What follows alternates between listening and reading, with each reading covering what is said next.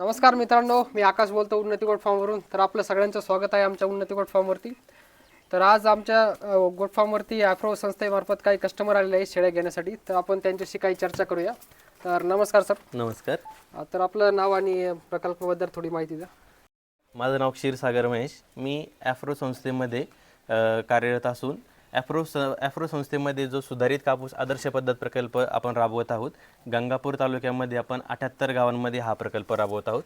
या सुधारित कापूस आदर्श पद्धत प्रकल्पांतर्गत आपण दिनवाडा येथील काही महिलांना, बचत गटाच्या महिलांना शेळी पालन या व्यवसायावरती प्रशिक्षण दिले होते.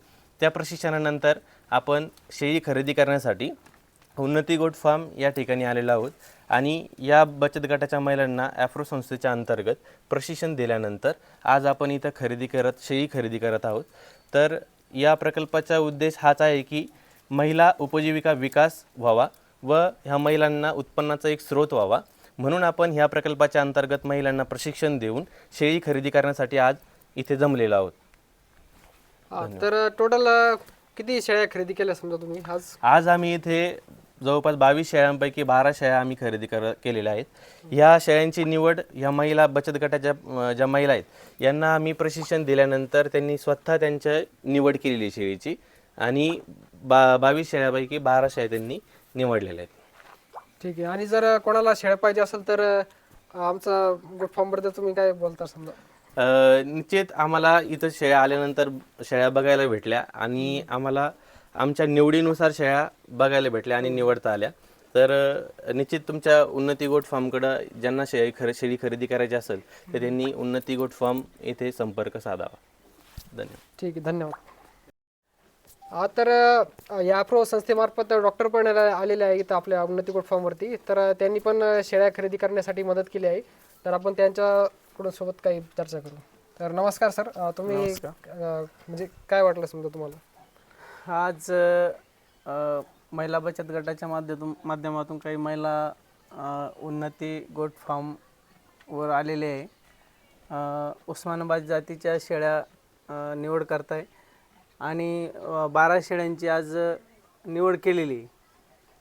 निवड करत असताना शेळ्यांचं आरोग्य चांगलं वाटलं आणि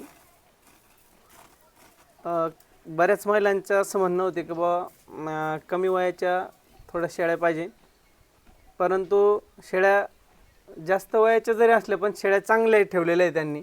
त्यामुळे मी असं बाकी सर्व बचत गटांना विनंती करतो की त्यांनी उन्नती गोट फार्मवरून आपण शेळी खरेदी करावी. या गोट फार्मवर आरोग्याच्या दृष्टीने आरोग्याची काळजी घेतली जाते व या ठिकाणी आज समजा शेळी आजारी वगैरे काही आढळून आले नाही. बस, धन्यवाद. नमस्कार. मी भानुदास सांगळे, ॲफ्रो संस्था प्रतिनिधी म्हणून आज 14 वर्षापासून या संस्थेमध्ये कार्य करतो. तर याच्यामध्ये माझी पूर्ण नेहमी भूमिका असायची की उपजीविका विकास प्रकल्पासाठी जे काम प्रशिक्षण वगैरे घेतो त्यामध्ये आपण नियमित महिलांसाठी जे बऱ्याच ठिकाणी प्रशिक्षणाचं नियोजन केलं जातं. त्याच्यामध्ये आम्ही पहिले महिला प्रशिक्षण घेण्यात आले गावोगावी.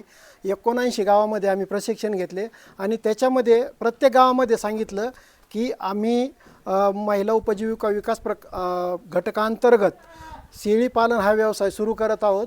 तर फक्त दिनवाडा गावातील रेणुका माता महिला बचत गटाने त्याचं नियोजन केलं की ते म्हणे मागणी केली आमच्याकडं ॲफ्रो संस्थेकडं. मागणी केल्याच्यानंतर आम्ही त्यांना सविस्तर त्यांच्या 2-3 मिटिंगा घेतल्या. त्यामध्ये आमचे अरुण कांबळे सर, त्याच्यानंतर महेश क्षीरसागर सर, प्रवीण महाजन सर, मी स्वतः भानुदास सांगळे, आम्ही सर्वांनी त्यांना समजून सांगितलं की बाबा तुम्ही एक तुमचा गावामध्ये जर संघ तयार केला की आता आपण या प्रकल्पांतर्गत 12 शेळ्या घेऊन देतो आहे, तर तुम्ही प्रत्येकाची एक शेळी म्हणजे 6 महिन्याचं एक पिल्लू जर तुम्ही त्या तुमच्या संघाला जर जमा केलं आणि नंतर गावातल्या गरजूवंत महिलेला जर दिलं तर तुमचा संघ चांगल्या प्रकारे सुरू होईल आणि प्रत्येक रिसायकलिंग जसं करतो त्या पद्धतीने आपल्या गावातील प्रत्येक जी गरजूवंत महिला आहे तिला गावात शेळी उपलब्ध होईल आणि तुमचा संघ तुमच्या गावापुरता न मर्यादित राहता तुमचा संघ हा गंगापूर तालुका तसेच छत्रपती संभाजीनगर जिल्हा इथपर्यंत तुमचा संघ कार्य करू शकतो. याप्रमाणे आम्ही त्यांची महिलांची कॅपॅसिटी बिल्डिंग तयार करून घेतलेली आहे आणि त्या पद्धतीने कार्य सुरू केलं आहे. आज आम्ही या ठिकाणी उन्नती गोट फार्मवर रेणुका माता महिला बचत गटाच्या महिला इथं येऊन स्वतः त्यांनी शेळ्याची निवड केलेली आहे. 12 शेळ्या आणि त्याच्या पाठीमागे एक नर निवडलेला आहे. तर आम्ही आता तो खरेदी करून त्याचं वजन आमचं ठरलेलं आहे की 28 ते 30 किलोपर्यंत शेळीचं वजन घ्यायचं. त्यानंतर बोकड 35 किलो वजनाचा घ्यायचा आणि याचं आपण टायअप केलेलं आहे, ॲग्रीमेंट केलेलं आहे ॲप्रो संस्था आणि रेणुका माता महिला बचत गट.